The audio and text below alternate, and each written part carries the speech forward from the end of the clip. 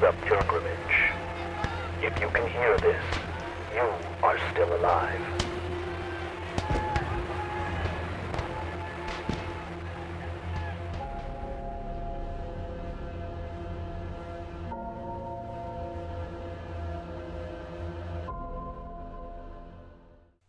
Welcome to the front lines. This is the Pilgrimage Podcast where we talk about everything Trench Crusade. I am your host, Gunnar, and I am joined by my co-host, Chance. How you doing, Chance? Hey, Gunnar, not bad. Just looking forward to getting to the trenches. Right. Well, let's talk about Trench Crusade.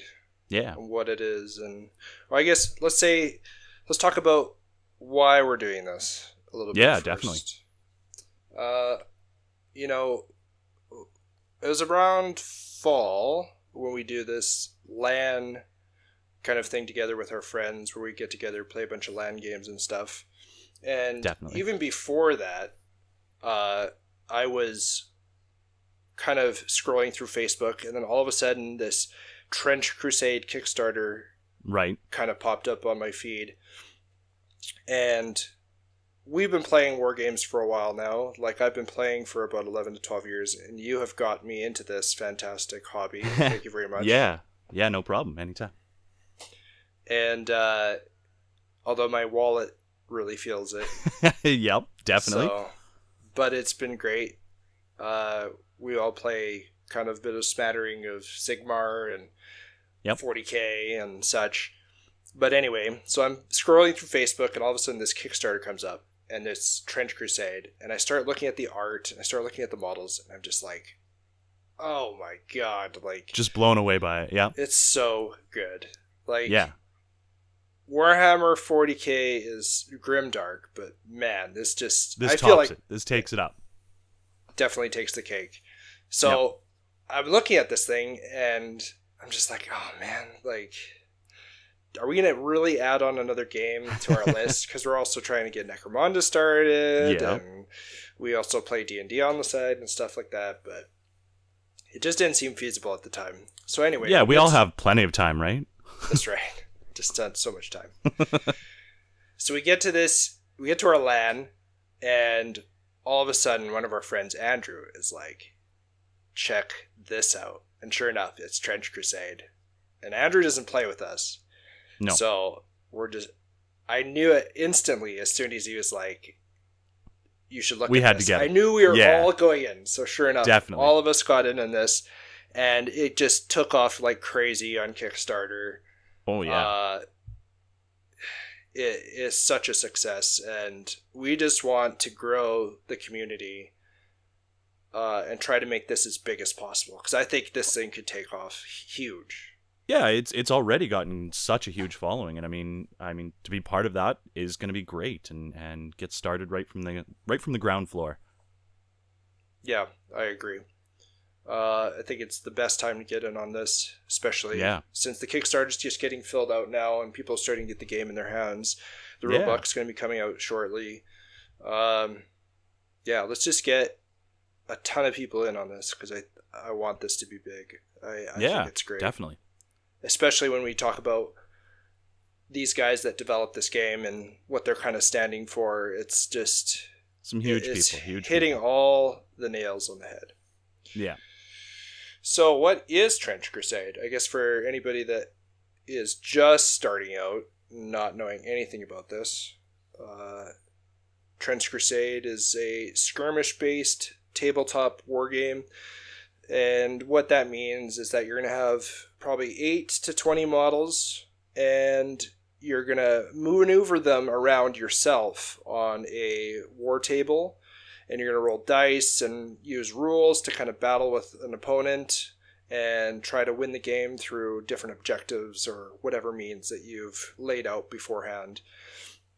So basically... And it's not just that, but it's also the collection of the miniatures and the hobby side of things too, right?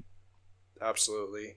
There's a big hobby aspect to this game, just like most tabletop war games. I know, Crisis Protocol, you can get pre-painted minis and stuff like that, and that's fine, totally. But this one's going to have a huge emphasis on customizing your minis and just whatever you can really think of that you want to put on the table, really. That making it yours. Fits in somewhat of a guideline that they've set out for you, but so alternate World War One era. We'll describe that a little bit here in a second, but it was created by artist Mike Francina, game designer Thomas Puritan, Mordheim, baby. That's what I'm talking about. One of the greatest skirmish games ever made. He's in on it. And also with the help of James Sheriff. These are the three guys that have made this come true. Yep. Do you want to talk about the world a little bit there? Yeah, for sure. We'll read from the first little banner page on the Kickstarter itself. So, in 1099, the Templars took the Holy City. Sealed deep within the catacombs beneath, they discovered a blasphemous artifact which tested their faith and found it wanting. Blinded by greed and with weakness in their hearts, they fell to their knees in supplication to a new blasphemous lord. Thus came the first heresy, and Jerusalem was reduced to a depraved pit where hell and our mortal world bleed into one. 8 centuries later, mortal soldiers go over the top as weapons of terrifying power hammer both friend and foe alike. Supernatural beings wade through the carnage, their divine flesh impervious to all but the most blessed ammunition.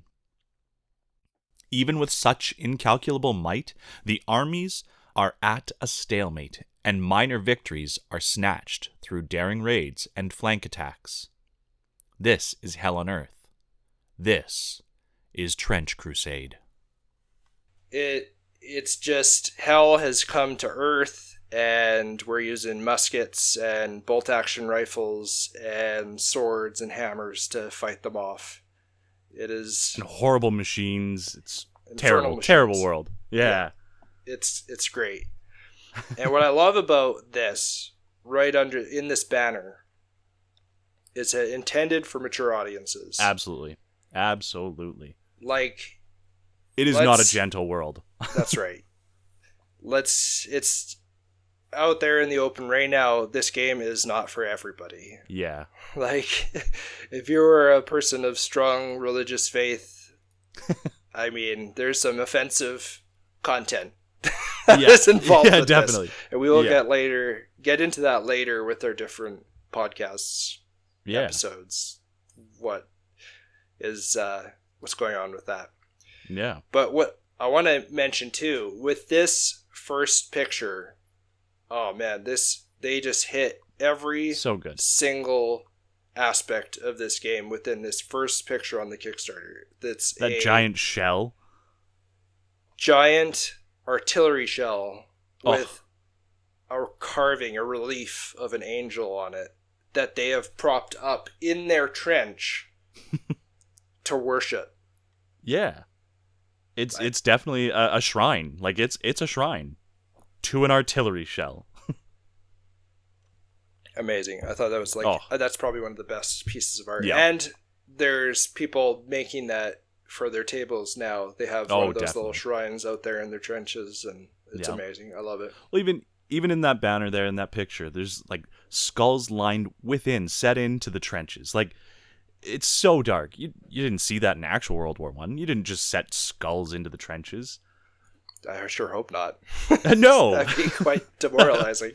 Yeah. But for here, it fits. Righteous. It's on par. And, feels the fervor. Yeah.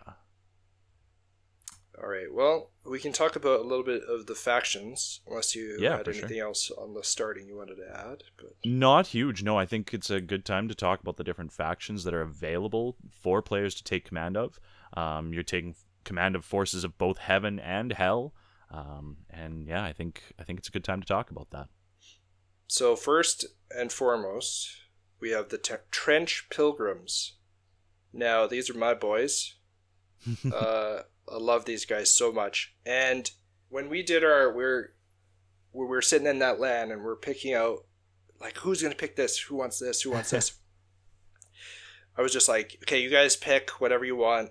I was like, every single faction here is so good. I could care less. You guys have your pick of the litter. I'll pick last. And thankfully, these guys were still up by the time I was picking, because, man, these are the guys that I wanted, for sure. Oh, yeah.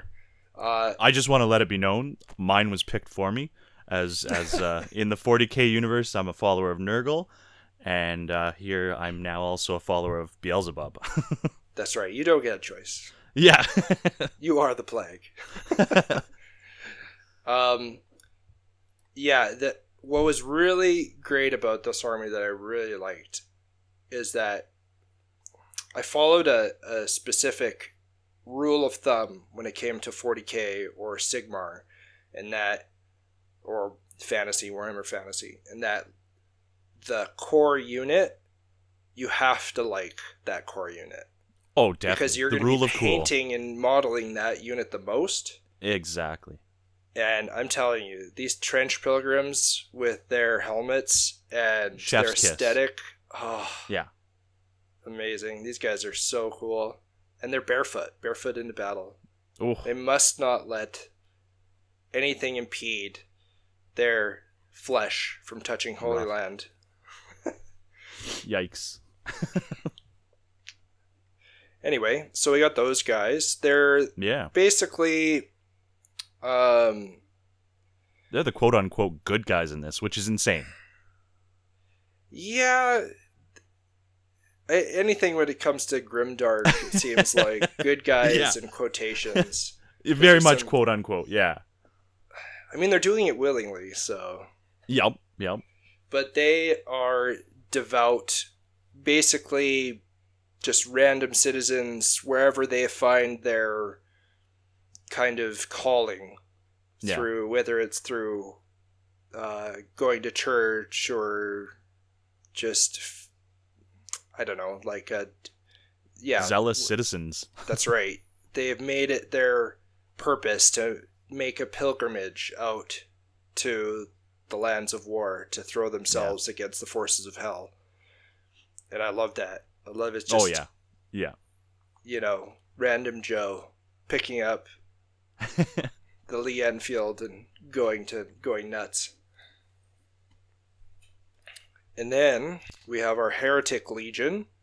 These are mortal followers, so they're basically the antithesis to the Trench Pilgrims. They are just people that have put their hat into the ring against or with the devils and demons, and they're fighting under their banner. And they use hellish means to create different types of creatures and abominations to fight with them. And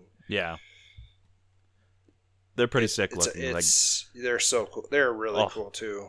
Yeah. That artillery witch. Oh, it's one of the most iconic models there is. Actually, yeah. Just this hell-infused sorcerer throwing artillery shell. A big bomb, yeah. And using infernal fire to do so. Yeah.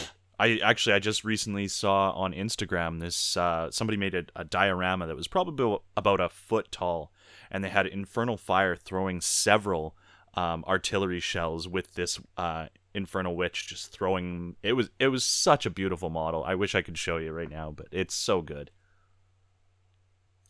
Yeah, so these guys, they've got some heretic troopers and then some kind of hellish creatures to fight with them, but mortal follower, that's kind of their deal, their spiel, their short little spiel. We'll go into a more army or faction focus during our episodes. We'll definitely cover each one. Yeah. And then we have New Antioch. These are your kind of good old boys, just your typical what you would expect from like World War I army that might be like going up to fight against hell. So you got your base troopers with their fortified armor, but then these guys also have they basically have the stamp of seal or stamp of approval from Rome. which is Yeah. basically where all the orders of the church are coming from. And they're like, you are getting all of our funding, all of our technology. So these guys have giant suits of almost like power armor that are going up against hell. And Yeah. the armor's blessed and infused with holy water and such like that.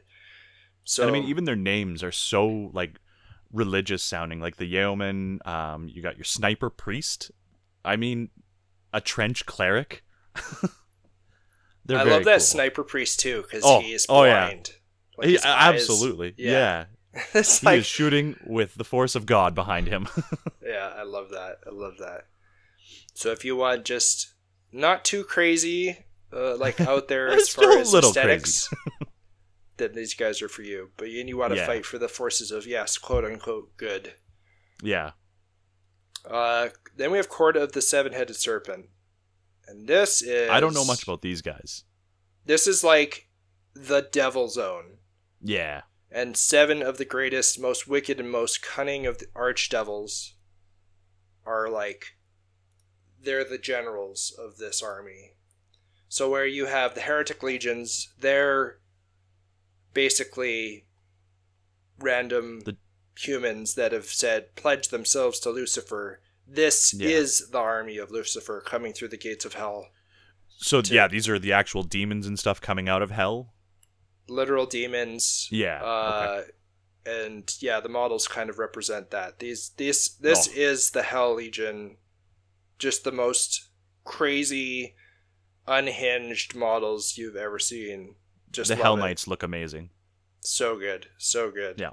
The Praetor is one of the... Those wings. That's one of the most creative models that I've ever seen. So good. Yeah. So that's basically them in a nutshell. This is the Legions of Hell battling it out. Man, that Desecrated Saint has so much going on that model, too. Yeah. If you look very closely inside of his chest, you can see a little saint. That is the saint. Yeah. The Desecrated Saint. That is he. So if you're familiar with Hellbrutes or... why am I blanking on that? Space Marine Dreadnought. Yeah, the Hellbrutes. No, that's for Chaos. Oh, just the Dreadnoughts. You mean like? Yeah, Space Marine Dreadnought. Yeah. If you're familiar with those, this is what that guy is. Just way more blasphemous. Yeah. Then we have the Iron Sultanate. So these guys are kind of have that kind of Muslim kind of army vibe to them. Middle Eastern kind of flair, which is kind of interesting when you think about the Crusade and how these guys were involved. Because basically, during the First Crusade, you have the Christians coming against the Muslims to take over the Holy Land. Right. And here, these guys are, again, on the side of kind of righteousness, fighting against hell. But I like that they have it kind of set up so that, any army could technically fight any army. Yeah, yep. And you can make a narrative for it. So, of course, yeah. New Antioch Christians could technically fight against these guys if... Yeah, for control of territory. Something like that, if it's tactically reasonable, yeah. Yeah, so I love that, narrative... There's a narrative focus here, too. It's not just... definitely. Yeah, I really enjoy that a lot. What I really like about these guys is that they're very advanced with biology and science. So they're using different alchemical technologies to create these weird, almost ungodly beasts to fight with them too. I mean, those lions. Oh, so good. Just and these mutants that have come to fight for them. That brazen bull is monstrous. And some of the paint jobs I've seen of people on Instagram, same thing. Some people already have a lot of these models printed out because they got the STLs through the Kickstarter too, right? And the paint jobs are just phenomenal and so just wonderfully and meticulously done. And that Brazen Bull, you can see it. I think there's a few different ones on the Trench Crusade website that just look fantastic. Yeah, there's been some painting competitions out there. Oh, yeah. And some stuff that's getting put out is just crazy. Oh. Then we have the Black Grail. Oh, last but not least. So those guys are something, I tell you what. So I don't know a whole lot about them other than Beelzebub, one of the primevals of this world, of this universe. He's created this plague, the Black Grail. And it's not so much that it kills everyone. Well, it does, but it brings them back, too. The corpses come back to life, and their whole job is to spread more plagues.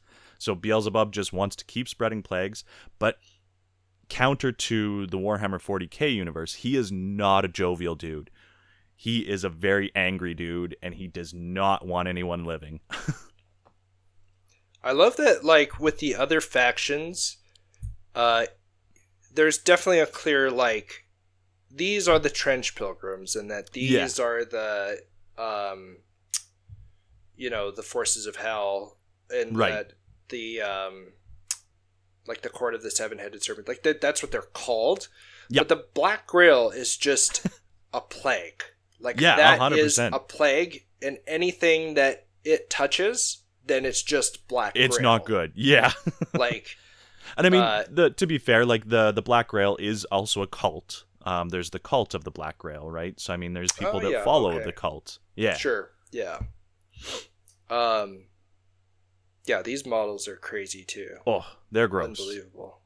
As a follower of Nurgle from the Warhammer 40k universe and AOS universe, Age of Sigmar, these are exceptionally disgusting.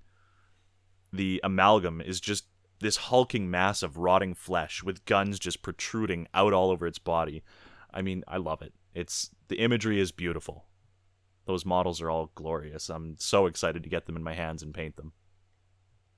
Yeah, I do not envy you painting that model, because holy smokes, there's a lot. It's going to be awesome. It's going to be awesome. Now, what's amazing about this, and this is going to kind of tie in back to these three gentlemen that made this game, is that with the rules with this game, they're making a living rule book with this. Yeah. Which, if you are part of 40k or Age of Sigmar and follow those games, you'll know that has been something that we've been asking for a huge amount of time. Yeah. Yeah. And what's the most frustrating part that I find with 40k and with Games Workshop in general is that I'll buy a core rulebook and literally 2 weeks later it's obsolete. Out of date. Yeah. Yeah. And it's just most frustrating. Great for the art and the lore, but for rules it's no longer feasible. Yeah, and that's what I love about what they're doing here, because they have said right out the gate that the rules are going to be out there and free for everybody. Mm-hmm. And they're going to be updated within their, wherever they're producing it through their website or however you find it. It's all going to be updated constantly, which is such a breath of fresh air. Oh, yeah. And then, if you want the art and you want the lore, they're going to have a book for that too. Yep. And I will definitely be getting that, for sure. Oh, yeah. Yep. Mine's in order and ready to come whenever they're releasing them. Now, there's one thing that I did want to talk about with the miniatures, and that this is my one thing of criticism with them. And that I wish they were more true to the art. Oh, you don't think they are? There's if you look closely at these miniatures, there's just some subtle things that are different from the model to the art. Yeah, fair. Now, coming from the viewpoint of a sculptor trying to get these things out onto a table where they're going to fall over and fall off ledges and, you know, get bumped around, I get why they made some decisions. Yeah. Because when you look at there's this one model. It's called the Death Commando. Okay. And it's for the Heretic Legion. Yep. So in its art, it's got like just these really gross, long, shredding claws on each hand. And then on its back, it's got like these very spindly spines that line on its back. And on this side, on this model, they've added some different kind of apertures on the back of its back. Right. And just to kind of, it's totally just so that the model doesn't just totally fall apart. And I get that. Oh, absolutely. Yeah. I'm just being greedy because the art is the art is so good. Absolutely. It would be nice to have it totally 1-to-1, but I get why they can't do that. But yeah, for sure. But the models are great. Like the amount of detail that they're putting in here is actually still very, very honestly good. One model that surprised me, and again it's the Heretic Legion, or the Heretic Legion, the Chorister. I was surprised they had the little spindly things coming out of the neck, like the art has. True. And in the model that has that. Yeah, that is fair. They do a good job where it comes down to it. Oh, that was the other model I was looking at. So the Heretic Priests. Right. I don't know why they maybe just they went with a different direction, but on the Heretic Priest in the art, he's got his staff and it's got like a snake, like a living snake like wrapped around it. Right. And then in the one in the one that they're giving through STL or through order, it's just like weird like ritual kind of or runic symbol on the top of his staff. So it's like little things like that. Yeah. That's a little bit different. But honestly, super easy to customize out and make it your own, and yeah. You could definitely make it close to the art. Huh. Now, is that probably, again, just so that spindly bits don't break off? I can assume that. That's what I would probably go with. I would think that would be the closest model out of the line that you could make closer to the art and still get away with it for structure. Because you have a lot of models with like very, very thin melee weapons like staffs and stuff that I just think you could probably get close. But maybe they just had a different kind of way they wanted to go with it when they made the STL. But speaking of the miniatures, I don't know. I saw their one video that they posted on their Kickstarter about like the quality and like the strength of them too. Right. Like there's this communicant that they printed out, and this is the ones that they're shipping with the Kickstarter, and he throws it down like a full flight of steps. He goes down there and picks it up and it's perfectly fine. Awesome. Which is crazy because I drop my Necron warrior and it blows up when I hits the ground or whatever. Absolutely. Yep. Yeah, you can't get away with that with a lot of models, for sure. So it's good. I like that they've actually put in a little bit of effort for what they're going to give and sell. Because you can have that with a lot of manufacturers too. Yeah. And they'll make it strong, but it's like flexible.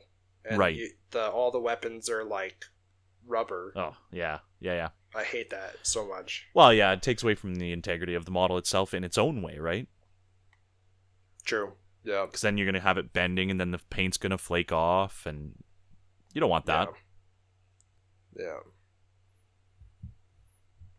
And I didn't notice this when we jumped in on this Kickstarter. I do not know why, but there is all these accessories that you can outfit your armies with. So much customization. And I'm so sad that I did not get in on this. I'll have to wait till they actually start selling these in stores, or maybe we just get our own printer. Yeah, exactly. That's what I was just going to go with. You and I were talking about it before. Maybe we finally get into the printing and print our own accessories.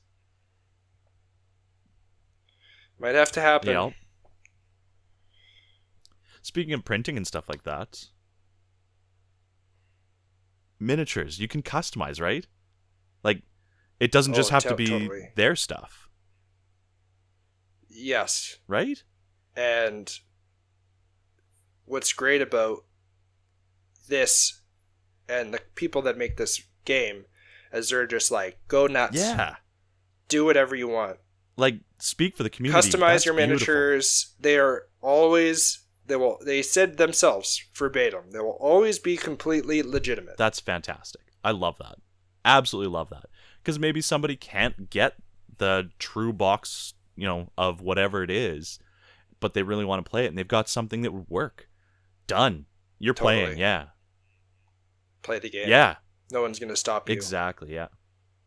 I absolutely. And what's even crazier is that they're just like, right out of the gate, oh, you want a third-party license? Here you go. Oh. You want a third-party license? Here you go. There's already a Kickstarter that's been funded, and it's probably going to be shipping soon, called the Red Brigade. Oh. And it's just all someone's custom models that they've kind of detailed around New Antioch. Yeah, it was New Antioch. That's right, yeah. And it's very, like, Italian, is it? Is that the ones I'm thinking of? Like Italian Renaissance Maybe. looking? I'm not sure. I haven't looked at them too sharply. Okay. But I'll have to take your word for it. But, yeah, it's like when you talk about... I don't want to be this like a slam Games Workshop podcast, but when you look at this and you've been with Games Workshop for so long, they're just hitting all the right notes. Oh, yeah. Yeah.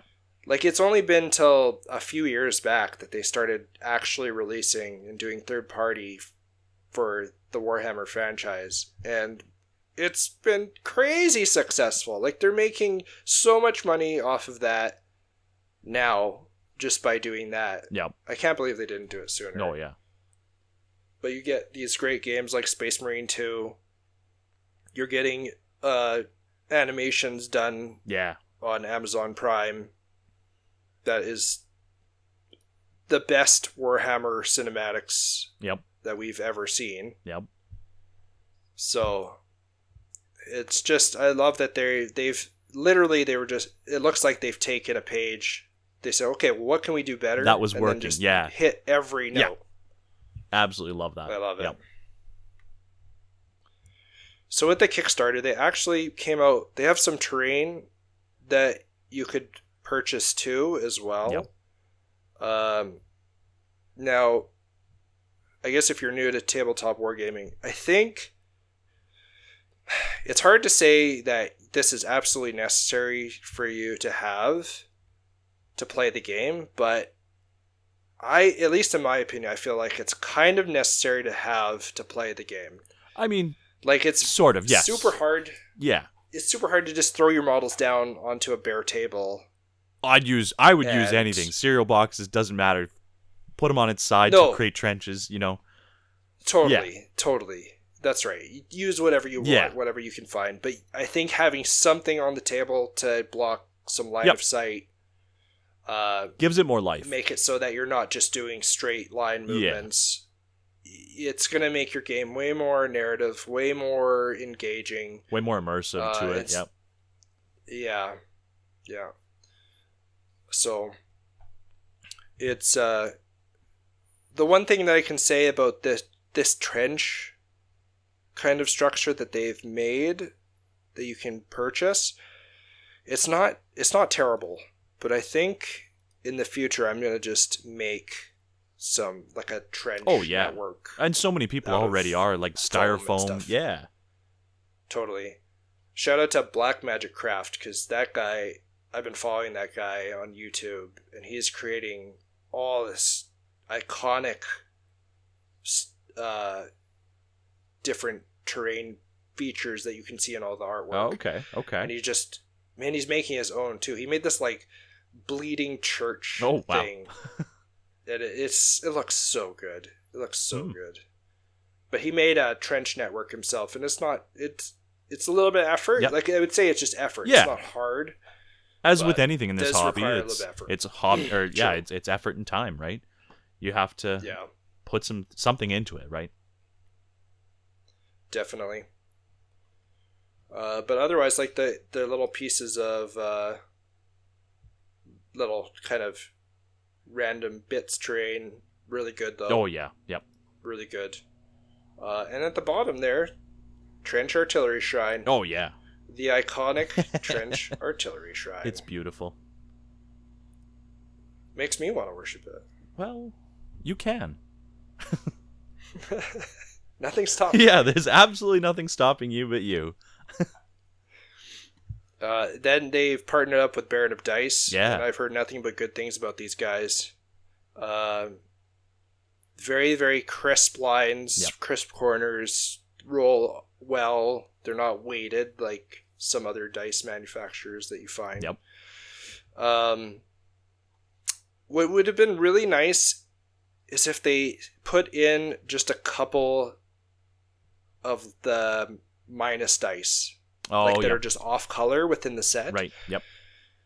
Because when you roll dice in this game, you basically are going to have plus dice and minus dice on your base roll, and you'll take away from that. And you kind of need to know if you have any minus dice in your what you're rolling, Yep. so that you know with modifiers what you're calculating out. I mean, that's where people are just going to have to go to Baron of Dice and order a set of custom dice just for themselves, yeah?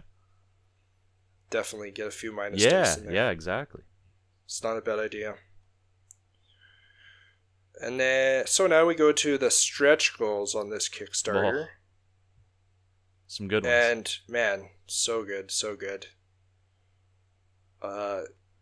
They have expanded their armory rules, so they have a ton more weapons that you can use for all of your guys. They got a bunch of artwork and different editions that are creating and kind of fleshing out the game a little bit more. The first big one that's in there that I feel is that they have just sniped Graham McNeil to come in and write a story for this. That's huge. Black Library legend. Yep. This guy, I've read actually a fair amount of his stuff because he does a lot of stuff with the Thousand Sons, which is one of my armies in 40k, and he writes like the not the Armin stuff, but for Horus Heresy. Yeah. So he's wrote like Thousand Sons, Crimson King, Fury of Magnus, and I love those books. Yep. So I'm like really looking forward to this. I can't wait till I can get my hands on his stuff about Trench Crusade. And then that's not all, because they've also grabbed Gavin Thorpe. Oh, my goodness. Good old Gav Yep. Thorpe. He's in on this too. He's going to make a story. And that, I love that these guys are getting They got in some on huge too. names. Yeah, some huge names for this. I'm sure that won't be all. No. I'm sure they'll get some more art Yep. done from other artists and different stories and narration from other people too. Well, I mean, all those accessories too, those were part of the stretch goals that we were talking about. So that's right. why we didn't get them back when we ordered. Oh, I guess that kind of makes sense. Yeah. Yeah, fair enough. I should have been paying more attention. Right? Yeah. It's fine. I'm not sad or anything. Speaking of not paying attention, at the very bottom, the very last stretch goal, that it's literally just says the carcass front, and then it says unlocked. And that's it. Mm-hmm. But then it's a hyperlink.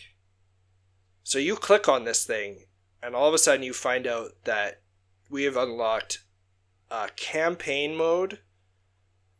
And like a story-driven mode where players can take the role of different like leaders from all of the different legions. Yeah, yep.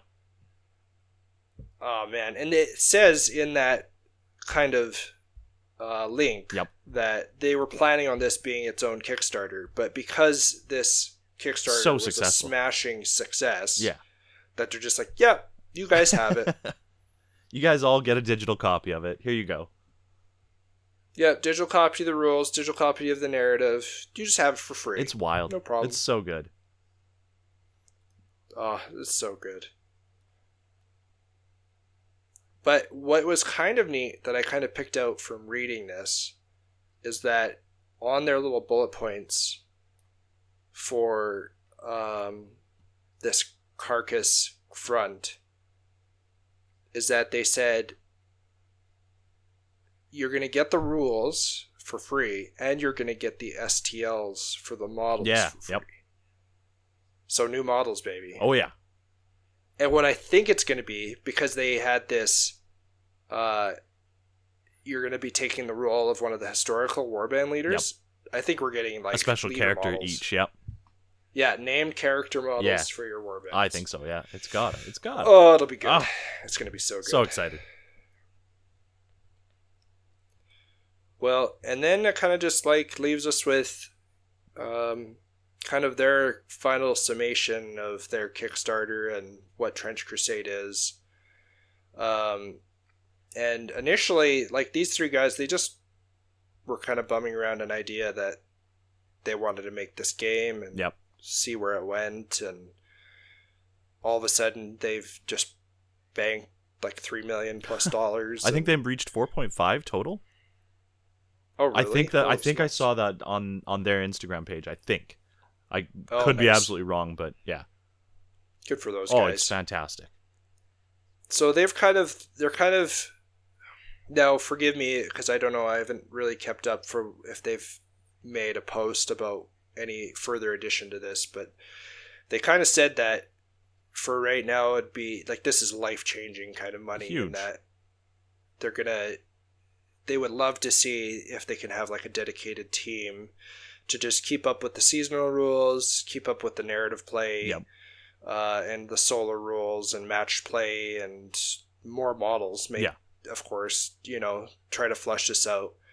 But they just need to be in the mindset of really saying like, well, this is going to be our full-time job now. We're all in. Yeah. And we're going to hire staff to help us out with this because, man, it's going to be 3 people is not enough to keep.